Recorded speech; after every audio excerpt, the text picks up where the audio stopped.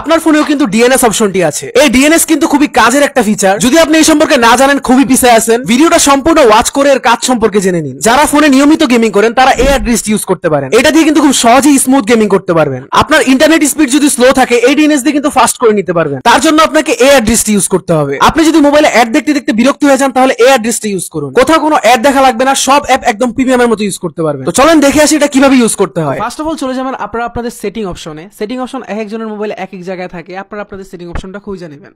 তো এখান থেকে আমি চলে গেলাম সেটিং অপশনে।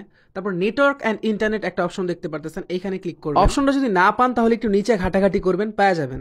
আর এই অপশনটা কিন্তু আমার মোবাইলে প্রথমেই আছে।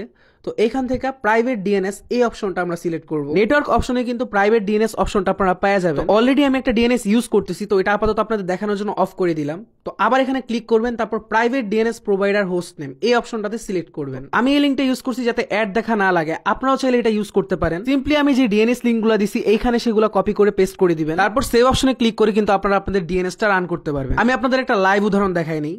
তো ডিএনএস কিন্তু আপাতত অফ। রিমিনি অ্যাপটা ওপেন করলাম। আপনারা সবাই জানেন এটা একটা ফটো এনহ্যান্সার। যদিও এটা অনেক ভালো কাজ করে, কিন্তু অনেক অ্যাড দেখা লাগে, বিরক্ত হয়ে যায়। অনেক সময় তো শুরুতেই একটা অ্যাড আসে। যাই হোক, এখনো কোনো অ্যাড আসে নাই। তো আমি একটা ছবি সিলেক্ট করে নিই এখান থেকে।